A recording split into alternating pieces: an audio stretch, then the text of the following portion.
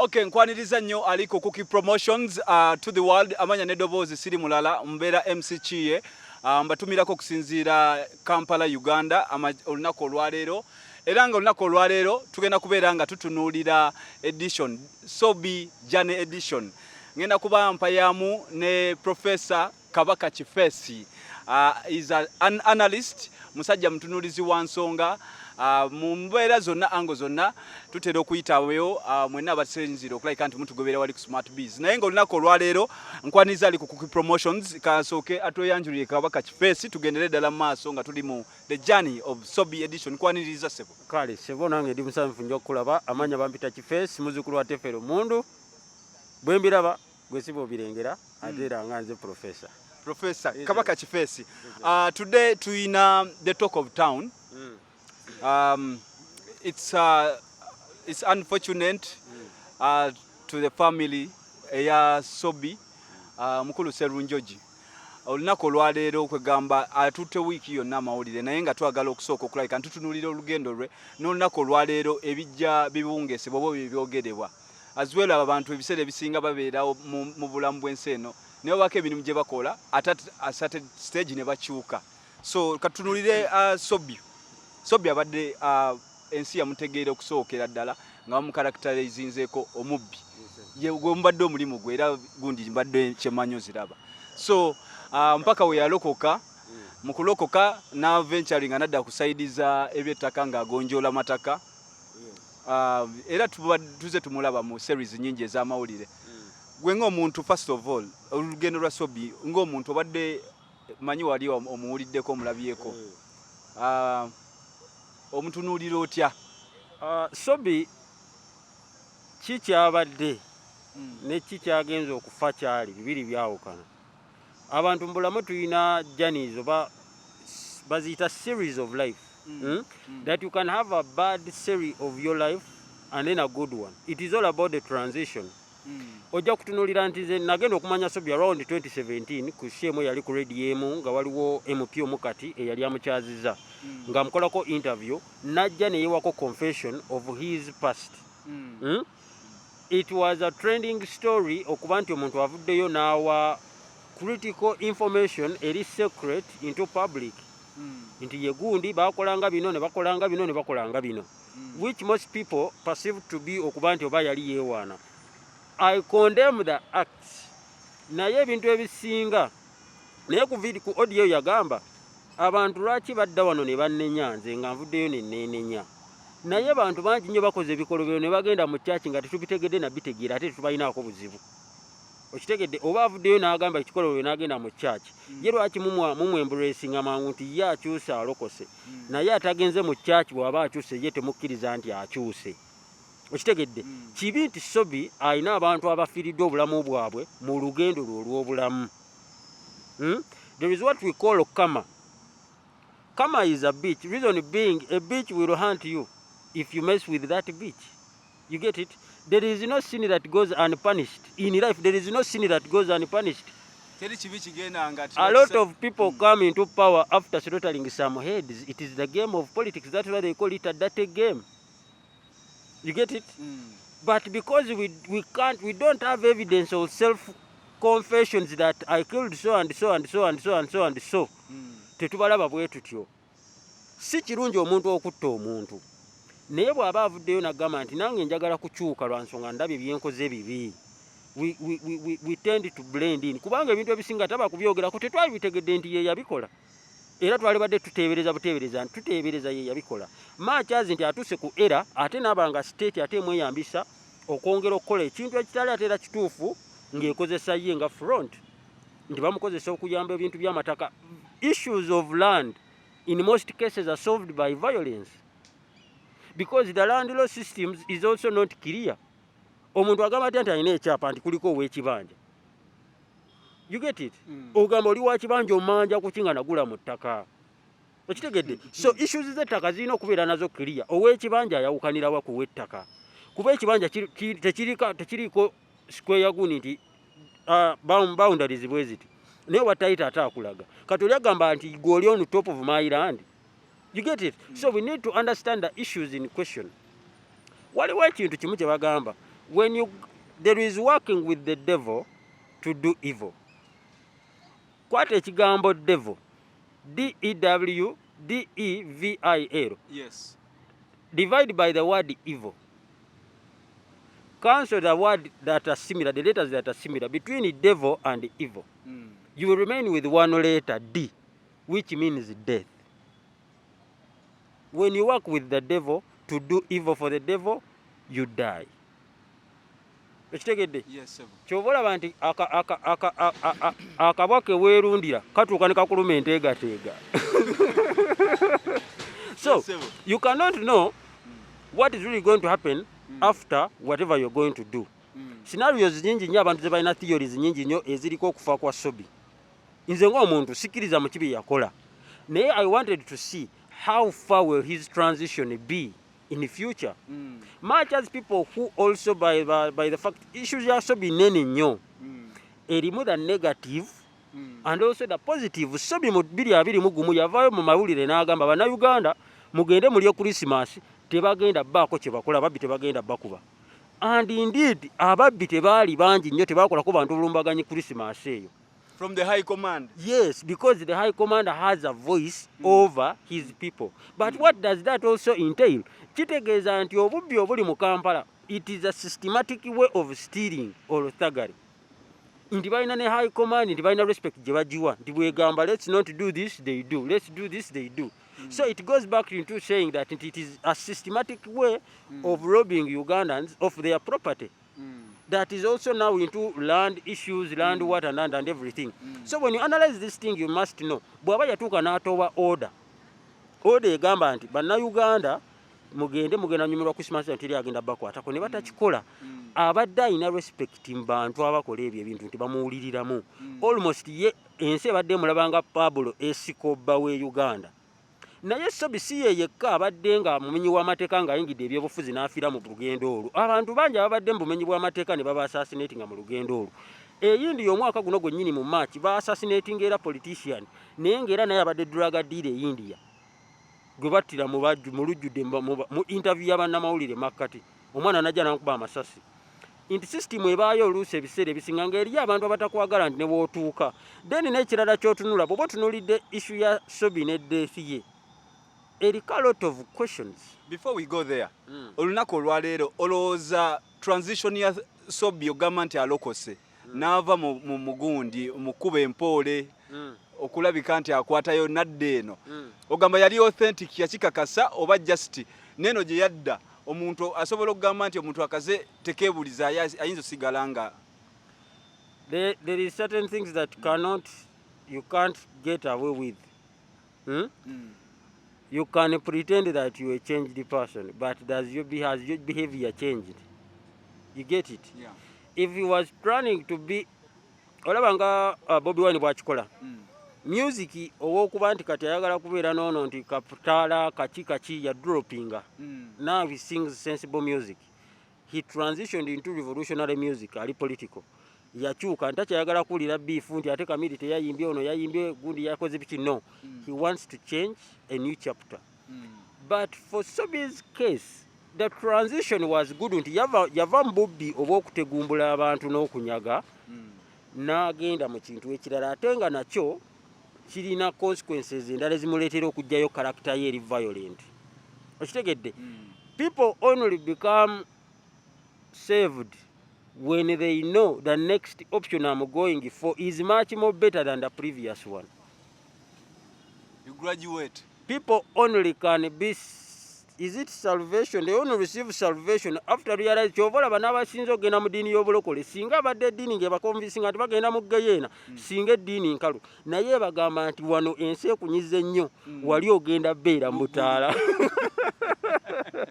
Yes, so kiva kwekyo nti the next option is far better than the previous one. Okitegedde? So the next option ye yali kinti mbivuddemu. Now let me look for a way of even ending everything.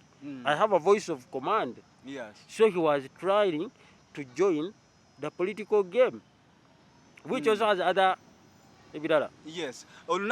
Actually ng'omuntu personally I have ever met namusisinkanako ku dduuka owa client omu Bengo. So binga namusanga agulanga to obo kitegeera nga agulanga to nga gamanzija kuba road mayor obwe Kampala era nga yakakasa yo mu malirivu ajja obo kitegeera. So when you project his way forward olowooza badde egenda kutambula etya Sobi, because it's like it's been early.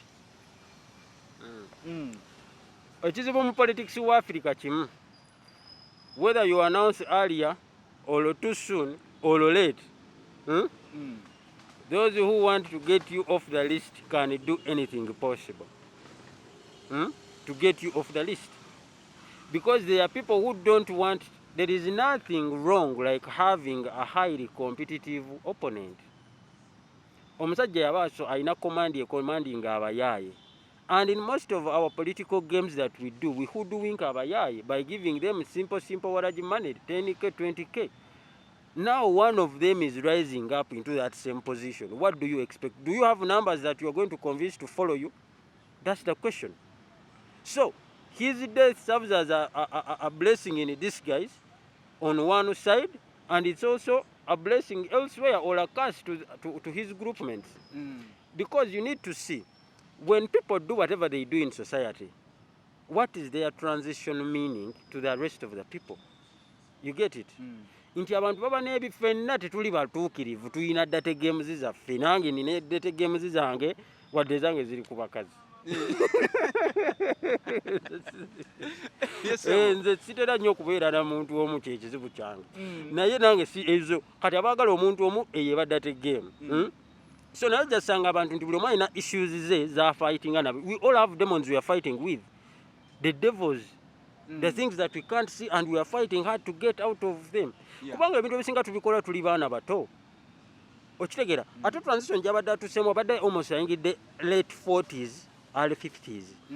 By the time you reach such ages, oba otandise okutegeera the value of life. Okitegeera nti waliwo ebintu etukolanga bya kivubuka, nti okulwana owulira masculine yo owulira olina amaanyi mangi oyagala kuvumirira kakasansi, then waliwo otuuka naye nga bino mbiveemu. The way you will appreciate change into somebody's behavior is self-inner development that takes place within as a person.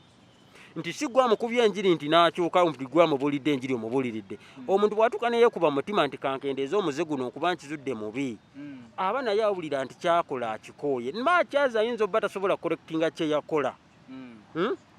Okitegedde, aba tasobola correctinga kye yakola, naye kituuka ne kiba nti kati naye ayagala kubeera ng'afuna transition akyuke ensi emubi ng'emu acceptinga.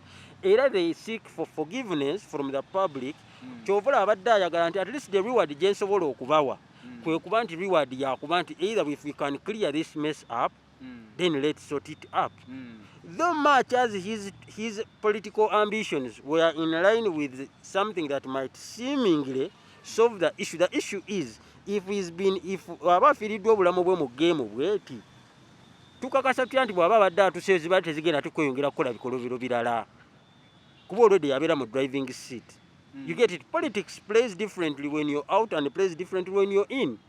The game changes all of a sudden. Bw'otuuka eri kyovola ba MPP opposition batuukanga tebasobola kwogera ku muzindaalo, naye ng'ate no mu campaign aba akupika n'atuuka wali nga talina kyasobola vaamu, because the game outside seems different than the game inside.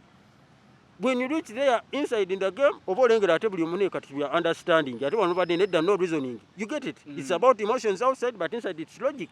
So you reach a point that the game is driving you rather than you driving the game.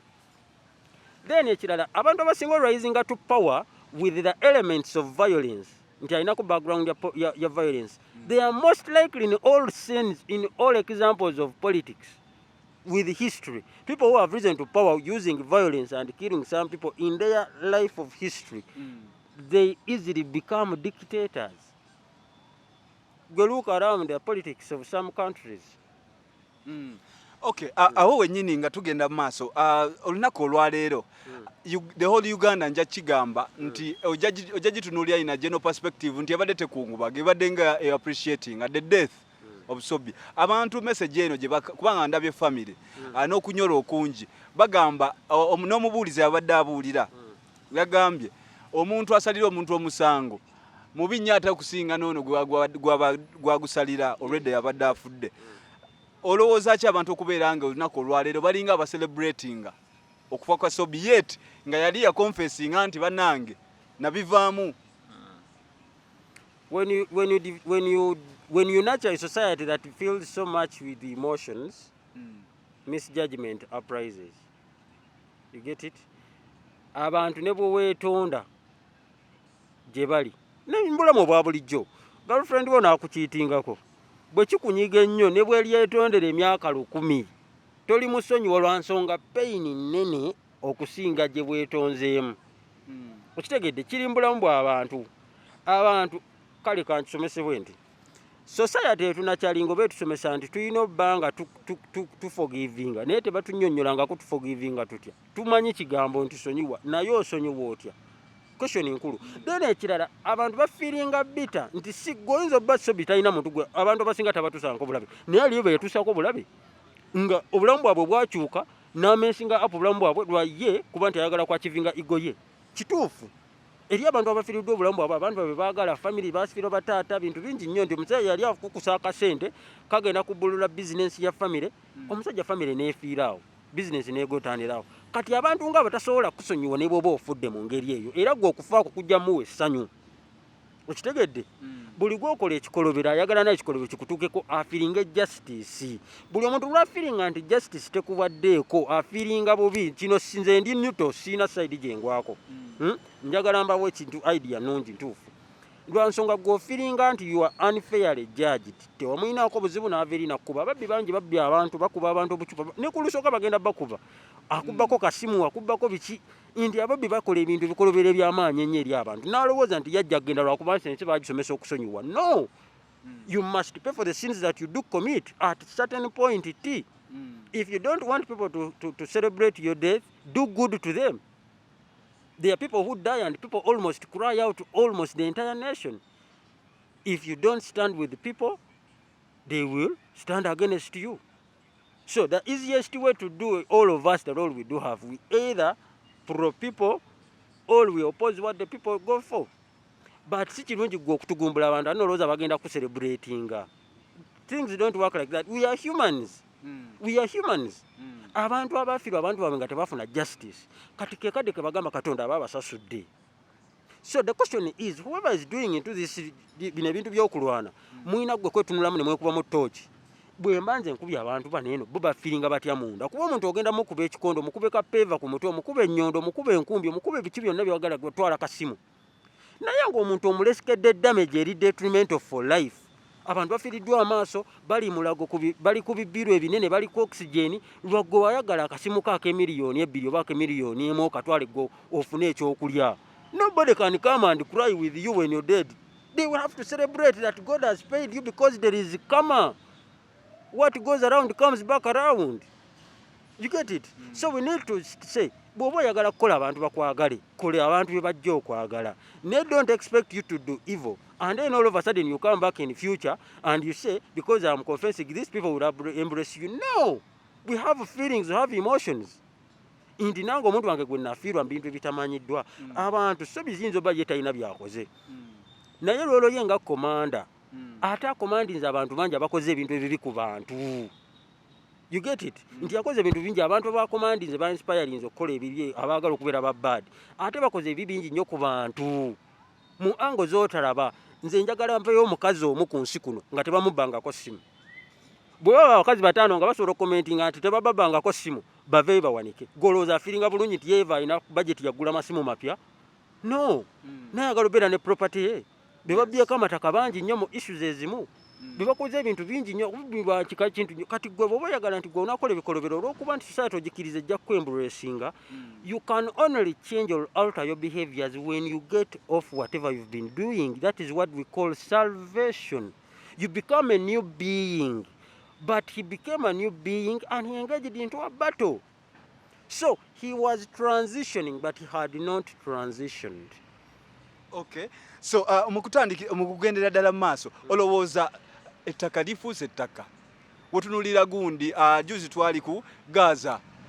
Gaza ttaka. Landlord agamba nanyini kyapa agamba nze nanyini ttaka. Oli wa kibanja. Owe kibanja agamba nze nanyini ttaka. Yes. Ettaka olowooza how better can land issues or land wrangles be solved kubanga tutunuulira ettaka wansi ne waggulu ate omuntu ku ttaka mpulira nti amateeka tegagula ttaka. The issues of land are colonial. The issues of land are colonial issues.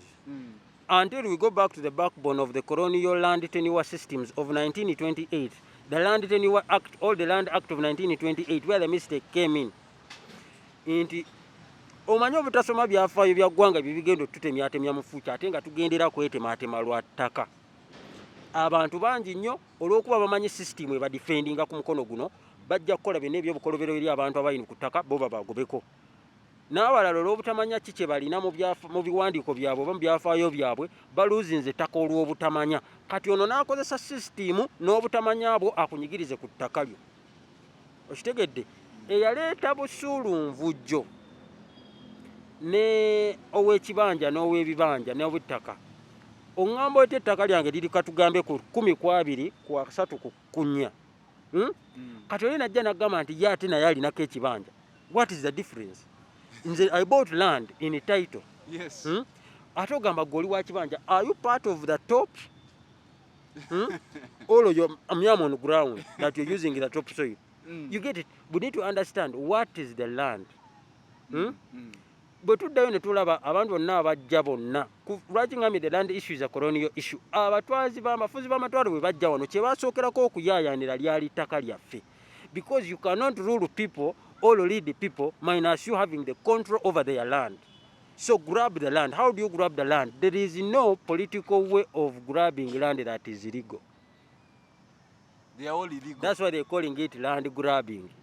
You get it? You only possess land by purchase. You get it? Once you purchase land in the most possible ways that are systematically outlined, that you get n'ofuna omuntu n'agula n'omwetaka n'afuna ki. Then ebayo abantu waliwo ekintu ekiyita absent land laws kiri nnyo mu Buganda. Bw'oba otunuulidde ettaka mu Buganda lisingako kubeerako ba absent land laws. Naye tekitegeeza nti I'm an absent land lord that you can come and sit on my land because the system says whoever sits there for 12 years you get land. No. They are still smashing you off. Owaba omuntu bw'abanga atunudde n'atatunda ttaka lye n'agenda ebweru ayiye alina ky'ategekedde ettaka lye. Gwe tolowooza nti tebaliwo okumala emyaka 12 gwe obaddewo otaddewo akayuma nti kati bajja kukuwa ettaka lyabwe. No. You fight. You people abeesiba ku bibanja bya bannammwe nga temwagula mataka mugenze ku bibanja. Omanyi kiri ku babiri. Waliwo abalina ettaka mu ttaka nti nze ndi kupunze I possess the land because nze ndi ku ground. N'abalina ettaka mbi apa. Abantu abasinga okwesenza ku bitaka by'abantu be bakozesa nti oli absent land lord. Munyigiriza nti taliiwo kantuule. Walijjira nga afunye amaanyi agalwana naawe ajja kujjako. Okitegedde? Oli n'omuwa ettaka mbunimiraako abantu babikola n'obikola nti mukozi wo n'atandika okugaba agaba ebibanja ng'atunda abantu. Genda olime wali, genda opangisiza wali. He's encroaching ali mu kwenkurizinga ba land squatters ku ttaka lyo liwomuwako ng'omupakasi. So they are creating a big problem in the future for you because the system somehow defends them. How can you say somebody has been on land for 12 years and now they deserve a piece of your land? What have they worked there for? If a man walks in and stays with my mother for 20 years, he cannot become my biological father. You get it? That's the fact. So stop hoodwinking people with a system that defends land grabbers and land owners. If somebody owns land, it should be land titles. The only possible way of solving land is to ensure whoever has or owns a land title. Because it streamlines the demarcations of a land parameter or perimeter. Ekibanja kibanja omanja ku kikyotampola. You get it? But because ennyo abantu nnyo waneno nti bantu bali ba absent landlords. Toli woli na exposing ettaka. Abantu bangi nnyo tebali bademo issues z'amataka. Naye lwa nsonga tetutegeera na ttaka tebali bwe tebatusomesa ssente tebatusomesa ttaka tebatusomesa kutegeera. Naye byonna batusuubira tube nga tubimanyi. Okay, so there is a boiling issue around town. Nti ojja kutunulira olunaku olwaleero waliwo kye bayita eggaali. Back the times, I will borrow your name Chifesi, baba gayitanga ba Chifesi. Yeah? eggaali osanga abantu nga 5 naye baba balina kye beetaaga kama mbaya tolina kyogenda bagamba oba okitegeera. So it is a developing thing and it seems everyone is okay with it. Beginning from our very own music industry. Abayimbi omulaba nga ayina eggaali naye nti weeyise n'obusubi bwekaabira. Okitegeera. So I don't know what is the future of eggaali and how is it really giving impact or relevance to the nation today. Olaba ekizibu kyonna kiva wali bwe tuli nti with nurturing waliwo ebintu bye tulina otunuulira. We need to look first bwe tunatunuulira gaali sooka otunuulire all of these boxing clubs. Omwana abajjayo nga ambition ye kuyiga kuba panchi nti nkubye omuntu panchi emu n'agwa kyekirooto kye nti nkubye omuntu panchi emu n'agwa bw'ayigayo obukonde 2-3 nsobola okwedifendinga ng'agamba katugende tukole eggaali. Nze mannyini twabikolanga notiisa abaana ba Mmengesese nali Cold Kampala naye nga sebo we take pride in just okusanga obwana bw'Mengo ne tuyimirira mu luguudo bwe tuti bupapale nga buli lwajja mumusanga ne mugira bwe ne muggalawo aba Cold Kampala ne bupapale nuga bano bawedde kiri mu masomero eggaali eva mu masomero kiva mu masomero kuba gye tubeera emyaka ezo eza adolescence nze sina gwe nakuba naye twabakanganga just to feel that pride. Kati ate ferevo yaffe remember tetwakubula na bikonde nti twa training okubeera violent but the pride we had nti ffe twambala empale empanvu ab'Emengo bali mbinu bwe tubakanga wali eri mu kolido ne badduka ate twagala nagenda ku ssomero kituuka nti abaana batuuka ku ssomero Cold Kampala wokka vita yabanga mu luguudo awo ku gate emmotoka nga teri mmotoka esala naye nga abaana basomero bye balwana nga ne poliisi wali Cold Kampala tasobola yadde okwambuka ebigere 10 ejjeetaasa abayizi awo. So kituuka nti the kids are now nurtured into that behavior of violence and violence. You get it? Ne kituuka kati bavudde mu ssomero atuuse ebweru ate akanoonyaamu nnyo kafuna nga takalaba naye najjukira nakolamu akakonde kange nina sikiiru. Waliwo ekintu oba osomye production kye bayita looting ekintu ekyavaako obubbi bw'oba osomye mu African history waliwo omusajja bamuyita Lord Harvey something eyawandiika nti I've walked the width and lengths of Africa sisanze muntu mubbi sisanze muntu bega sisanze eki naye engeri yokka gye tusobola okunafuyamu Africa eno kwe kubajja ku system y'abanachalinga okubeera nga tebalina mbeera zino tubateekemu eri eyaffe bwe tuli balowoozesa nti buli kirungi ekyaffe kirungi bali kyawe ekyabwe yembeera kwe tuliko leero nti baatuyingizaamu omuze gw'obubbi kwe kwava ekigambo looting kyoba all African problems za colonial obubbi bwe batandikira okutuuka kati oli namanya nti waliwo abatwazi maanyi n'abakozi kati abatwazi amaanyi bakulinda gwe otobe nnyo ayoole buyoozi kati gwe n'ogenda n'otoba ye n'ayoola buyoozi. Eggaali okuggyako nga tutunuulidde wa gye gizimbiddwa abazadde bababulirira abaana baabwe abazadde basomesa abaana baabwe okutegeera nti amateeka gyegali n'amateeka okutuuka nti gakola ku bantu abo abakoze ebikolobero naye tebasobola kuba muntu nga ne poliisi eri awo netabaako kyekola nti Sobi atuuka n'agamba nti abadde alina audio ng'agamba nti yagambanga ne poliisi nti muveewo ngenda kukolerawo. So if the police that is supposed to keep our property can also be in line with working with such people ne bavaawo nti bo yagenda kukolerawo n'akolerawo oyo gwokozeeko batajja feelinga justice. Abaana bazikola ne batuuka nti kasita baawera abaana 3 ne bakubayo omuntu omu ne bamubako akasimu ne bakuba omulala ne bamubako ssente ne bakuba omulala omuze gugenda gukula bwe gutyo gukula kugenda bwe gutyo gukula kugenda bwe gutyo. Yes, because nobody is born as a thief. Everything is nurtured. Mutunuulira ebyana byammwe mubikuziza byaki ekyo temwagala bikole muli awo mubisaasira mubipampalinga kirenze kikulu oli awo wenna okibiza munaye my baby mu baby mami simanya mami's favorite boy simanya daddy's favorite boy. What the fuck? Mwina okutola nachalinga abaana bammwe ng'amanyi nti what a man is supposed to do. Nze kitange yaŋŋamba ekintu kimu sifudde eyo gwe kola ensobi yonna naye nze sikima mwana ku luguudo ate bakutwala ogenda beerayo lubeerera.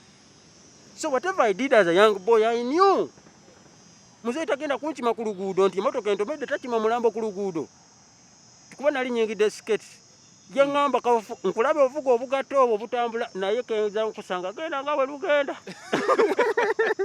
jerukoma gy'obeereyo yaŋŋamba jerukoma gy'oba obeera n'abulira nti ntunda sikulapu naŋŋamba otunda sikulapu wangamba otunda sikulapu naye ke bakukwata ne bakusiba sikujja mu kkomera and that shaped my mindset kuba namanya backup tegenda kujja naye abaana bamwe bakola ebirokobyo ne bagamba mutabani wakubye omuntu bamusibye n'ogenda n'odduka n'oyayana n'omusasulira.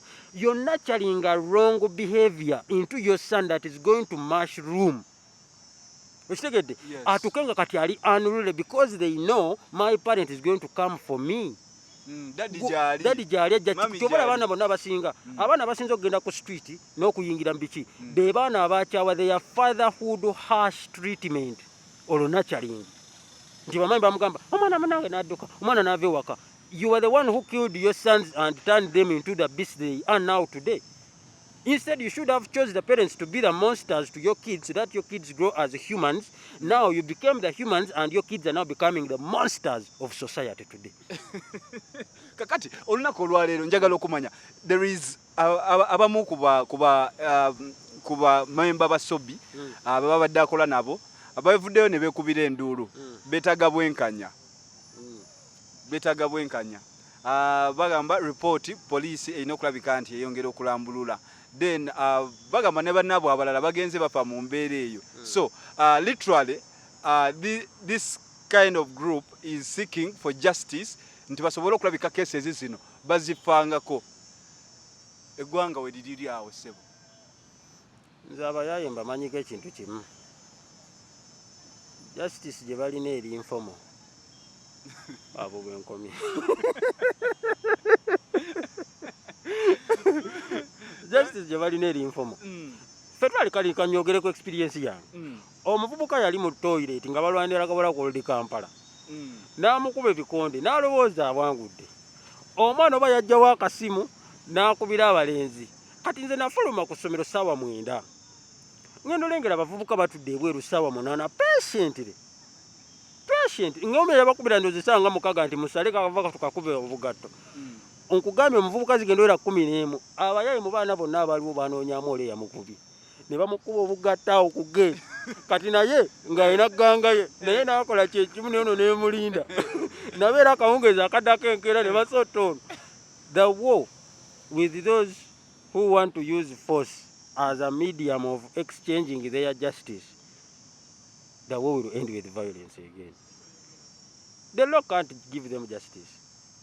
Even if it does, they won't feel fairly judged. Yes. So their justice is informal. I don't know which informal method they will use, but they will seek justice by their own means. The whole scene of Sobi's death, many stories as developing. Abamu bagamba bamukubye jinja nasooka agwa yabadde adduka ku kima sente. When you analyze the whole scene and the whole story is developing about this issue, what do you take about embeera eyo yonna? Lwaki mu kamera?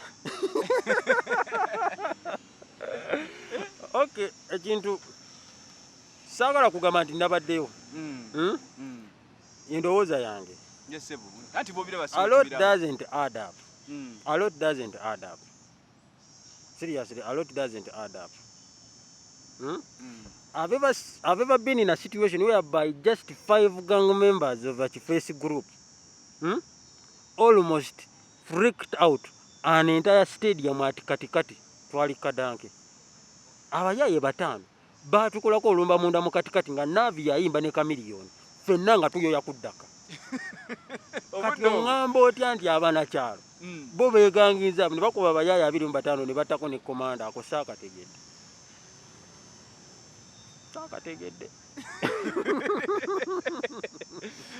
Okay, so what tuli in Professor Kawaka Chifesi is an analyst, social, economical, and political.